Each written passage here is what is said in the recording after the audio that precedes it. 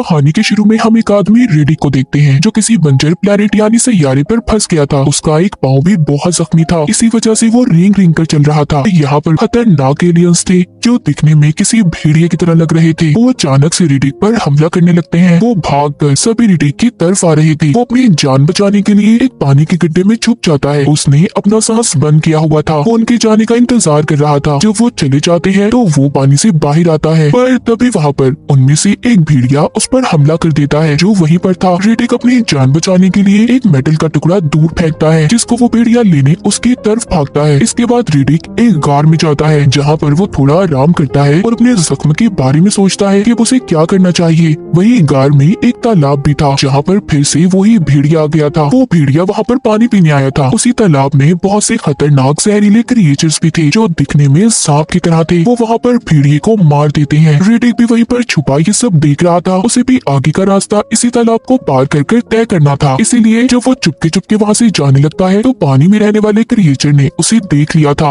वो उसे मारने लगता है। वो उस खतरनाक क्रिएचर से अपनी जान बचाने के लिए पत्थरों के दरमियान में छुप गया था। और यहाँ से हमें पता चलती है रेडिक की कहानी कि वो कैसे इस प्लेनेट पर आया था। रेडिक जहाँ पर रहा करता था यानी कि अपने प्लेनेट पर, उसने वहाँ के लॉर्ड यानी राजा को मार दिया, जिसके बदले उसे वहाँ का राजा बना दिया गया। पर राजा बनने के बाद भी रेडिक बहुत परेशान रहा करता था क्योंकि बहुत से लोग उसकी जान के दुश्मन थे जो उसे मारकर खुद राजा बनना चाहते थे, क्योंकि वहाँ का ये असूल था जो राजा को मारेगा उसी इंसान को राजा बना दिया जाएगा। और यही वजह थी कि उसकी जान को हर वक्त खतरा था। एक दिन वहीं पर उसके साथ रहने वाली औरत ने भी उसे मारने की कोशिश की, मगर वो बहुत चालाक था। उसने उसे पकड़ लिया और मार दिया। रेडिक जान चुका था कि इन सब के पीछे एक आदमी वाकू का हाथ है, क्योंकि वो ही रेडिक की जगह राजा बनना चाहता था। वो उससे एक डील करता है, कहता है कि अगर तुम मुझे एक जगह जो फ्यूरिया प्लेनेट का रास्ता बता दो तो मैं तुम्हें अपनी जगह यहाँ का राजा बना दूंगा। दरअसल उस जगह का नक्शा खत्म हो चुका था, मगर अब उसका रास्ता सिर्फ वाकू को ही पता था। वो रेडिक की बात को मान जाता है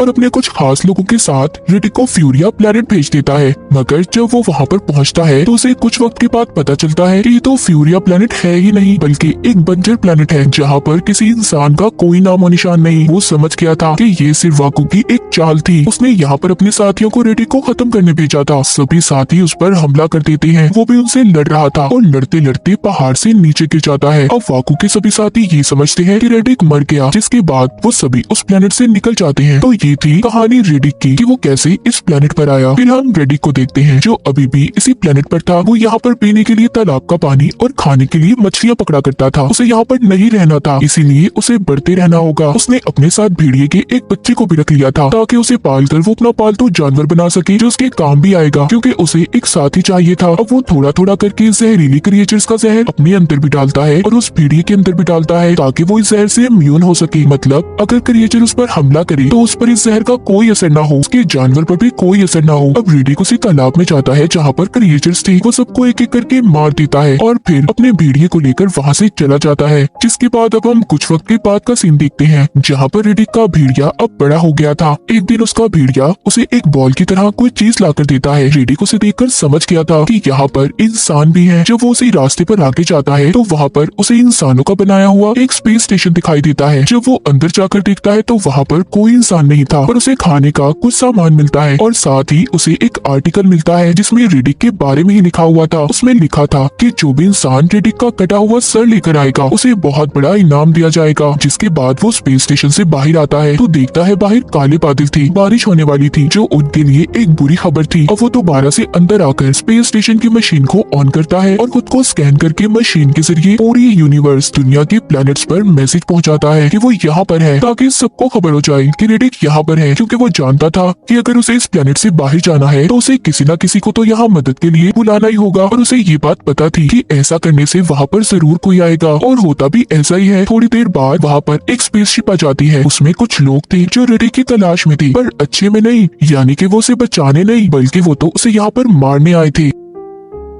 वहाँ पर आते ही उस स्पेसशिप का लीडर अपने शिप को बंद करके उसके चलने वाले पावर नोड्स को निकालकर एक तिजोरी में रख देता है और उस पर अपने साथियों से नजर रखने का कहता है। वो सभी ये बात जानते थे कि रेडिक बहुत चालाक है। अगर उसके हाथ ये नोट्स लग गए तो वो यहाँ से स्पेसशिप को लेकर भाग जाएगा, और इसी नोट्स की वजह से स्पेसशिप भी चलता है, इसलिए उन्होंने उसे छुपा दिया था। जब ये स्पेस स्टेशन पर आते हैं तो वहाँ पर लीडर का खास आदमी लिखा एक नोट पढ़ता है जिसमें लिखा था कि अगर अपनी जान को बचाना चाहते हो तो एक शिप को छोड़ो और यहाँ से चले जाओ। उधर दूसरी तरफ तरफ इनके लीडर ने शिप में ही एक लड़की को कैद किया हुआ था। यहाँ पर लीडर अपने साथियों से कहता है कि लड़की को आजाद कर दो। जब वो उस लड़की को आजाद करते हैं तो वो लड़की वहाँ से भागने लगती है। तभी लीडर उस लड़की को पीछे से गोली मार के उसे मार देता है। ये सब कुछ रेडिक पे छुपा हुआ देख रहा था। लीडर चिल्ला कर कहता है कि रेडिक, मैं जानता हूँ तुम मुझे छुप कर देख रहे हो, तुम्हें मेरे सामने आना ही होगा और मैं तुम्हारा सर लिए बगैर यहाँ से खाली हाथ तो हरगिज़ नहीं जाऊंगा। लीडर की बातें उसके साथी सुनकर कहते हैं कि हमारा लीडर ठीक नहीं कर रहा, क्योंकि वो जानते थे कि रेडिक कितना चालाक और खतरनाक है। वो इसीलिए उससे लड़ना नहीं चाहते थे, पर उन्हें अपने लीडर के लिए ये सब करना ही था। अब वो उस स्पेस स्टेशन के पास बड़े बड़े कैमरास को भी लगा देते हैं, जिससे उन्हें रेडिक का पता चल जाएगा। पर कुछ ही देर बाद उन्हें पता चलता है कि यहाँ पर एक और स्पेसशिप आ रही है। अब यहाँ पर लीडर ये नहीं चाहता था कि इस जगह पर और लोग आए, क्योंकि वो अकेला ही रेडिक को मारना चाहता था। उसका इनाम वो खुद लेना चाहता था। और यहाँ पर हमें पता चलता है कि लीडर को किसी और ने नहीं बल्कि वाकू ने भेजा था, जो रेडिक के पीछे पड़ा हुआ था। पर ऐसा कुछ नहीं होता। वो शिप भी लैंड कर जाती है और स्पेस स्टेशन के पास ही आकर रुकती है। उस स्पेसशिप के लीडर का नाम जॉन्स था। उसके साथ एक लड़की भी थी जो उसकी साथी थी। जॉन्स लीडर से कहता है कि मैं तुम्हारे काम में नहीं आऊंगा, तुमने जो करना है वो करो, पर हमें भी यहाँ पर अपना काम करने दो। लीडर इतनी आसानी से कहाँ मानने वाला था। वो तो खुद गर्ल्स और लालची इंसान था। वो जॉन्स की स्पेसशिप के नोट्स को भी अपनी तिजोरी में रखवा लेता है, ताकि वो इनके साथ कोई चालाकी न कर सके। और उसके बाद ही वो जॉन्स को यहाँ पर रहने की इजाजत देता है। लीडर अपनी तिजोरी की चाबी हर वक्त अपने गले में डाल कर रखता था। उसी रात कैमरा भी खराब हो गया था, जो लीडर ने लगाया था। उसे वहाँ पर रेडिक और उसके भेड़िए ने ही खराब किया था। लीडर अपने साथियों के साथ कैमरे को चेक करने जाता है, पर जॉन्स उसे रोक रहा था। कहता है देखो तुम वहाँ पर मत जाओ, हो सकता है ये सारी चाल रेडिक की हो, उसने वहाँ पर जाल बिछाया होगा। पर लीडर जॉन्स की बात को नहीं मानता और चला जाता है। वहाँ पर जाते ही लीडर का एक साथी जाल में फंसकर मर जाता है और दूसरा साथी भी। तभी लीडर देखता है कि उसके तीसरे साथी को भी रेडिक खींचकर अंधेरे में ले जा रहा था। ये सब देखकर लीडर काफी परेशान हो गया था। उधर जॉन्स को भी ये सब पता था, लेकिन जैसे उसने लीडर से वादा किया था कि वो उसके काम में नहीं आएगा, वो ऐसा ही कर रहा था। मगर अब लीडर खुद जॉन्स के पास आता है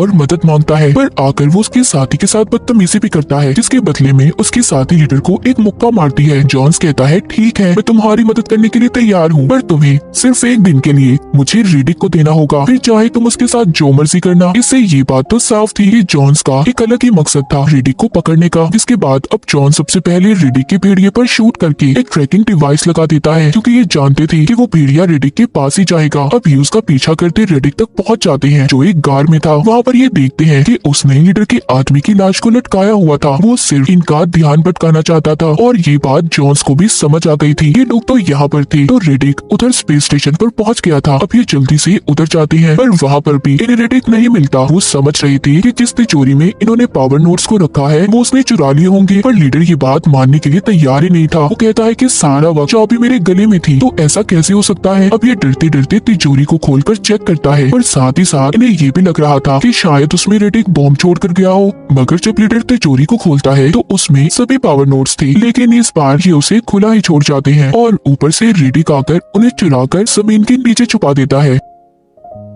जब ये बात जॉन्स को पता चलती है तो उसे बहुत गुस्सा आता है। अब ये वहाँ पर रेडियो के जरिए एक और शिप बुलाने का कहता है, पर मौसम की खराबी से उसकी बात नहीं हो पा रही थी। पर कुछ ही देर बाद अब इनके सामने खुद रेडिक आता है, जिसने अपने हथियार फेंक दिए थे। वो इनसे आकर कहता है कि मुझे एक स्पेस शिप दे दो और पावर नोट्स ले लो, तुम्हारे पास यहाँ पर सिर्फ कुछ ही देर का वक्त है, क्योंकि बारिश होने वाली है। इतना कहकर रेडिक वहाँ से चला जाता है। जब रेडिक वहाँ से जा रहा था तो पीछे से लीडर उसे मारने की कोशिश करता है, मगर तभी रेडिक का भेड़िया उस पर झपट पड़ता है, जो उसे नीचे गिरा देता है। लीडर ने भी भेड़िए को दूर फेंक दिया था। ये सब देख रेडिक अपने भेड़िए को बचाने आता है, तो जॉन्स के साथ ही आकर रेडिक पर बेहोशी के इंजेक्शन को शूट कर देती है और लीडर ने भेड़िए को भी मार दिया था। वो रेडिक को अपना गुलाम बना लेते हैं। इसके बाद जब उसको होश आता है तो वो खुद को स्पेस स्टेशन में बंधा हुआ पाता है, जहाँ पर उसके सामने जॉन्स बैठा अपने बेटे के बारे में पूछ रहा था। यहाँ पर हमें पता चलता है कि जब रेडिक यहाँ इस प्लेनेट पर फंसा था, जो लोग उसे यहाँ पर ले आए थे उनमें जॉन्स का बेटा भी था। पर रेडिक जॉन्स की बातें सुनकर उसका कोई जवाब नहीं देता और कहता है अब यहाँ पर जो होने वाला है तुम्हें उससे डरना चाहिए। जॉन्स हार मानकर रेडिक को लीडर के हवाले कर देता है। लीडर बड़ी तलवार लेकर उसका सर काटने के लिए तैयार था। जैसे ही वो रेडिक का सर काटने लगता है तो वहाँ पर बारिश होने लगी थी और जो क्रिएचर्स जमीन में छुपे हुए थे अब वो पानी की वजह से बाहर आ रहे थे। सबको स्पेस स्टेशन के अंदर अजीब अजीब आवाजें भी सुनाई दे रही थी। सब डर गए थे। देखते ही देखते वहाँ पर जितने भी क्रिएचर्स थे सभी उन पर हमला कर देते हैं। क्रिएचर्स ने उनके 2 साथियों को मार भी दिया था। ये सारा मामला देखकर देखकर जॉन्स तो समझ गया था कि रेडिक ही उन्हें बचा सकता है, क्योंकि नोट्स उसी के पास हैं जिससे शिप चलेगा।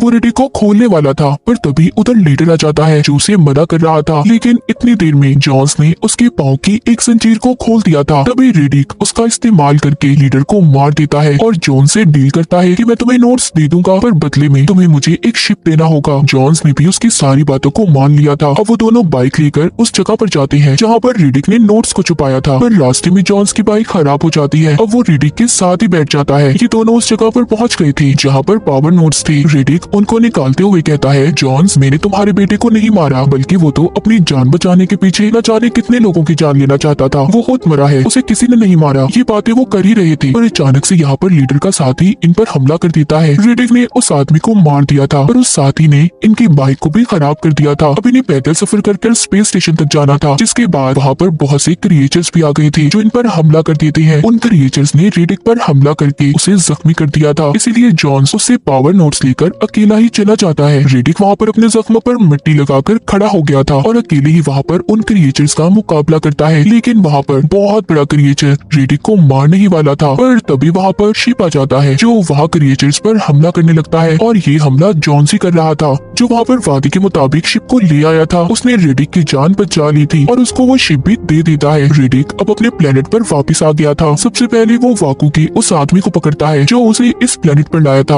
वो उसके सर पर गन रखकर वाकू के बारे में पूछता है, क्योंकि रेडिक अब बस उसे मारना चाहता था, पर वो उसे कुछ भी नहीं बताता। इसीलिए रेडिक ने उस आदमी को मार दिया था। बाद में उस आदमी की बीवी रेडिक को बताती है कि वाकू अब यहाँ का नया राजा है। अब रेडिक क्या वाकू को ढूंढेगा, और अगर वो मिल गया तो क्या करेगा उसके साथ। तो इसी सस्पेंस के साथ ही कहानी यहीं पर खत्म हो जाती है।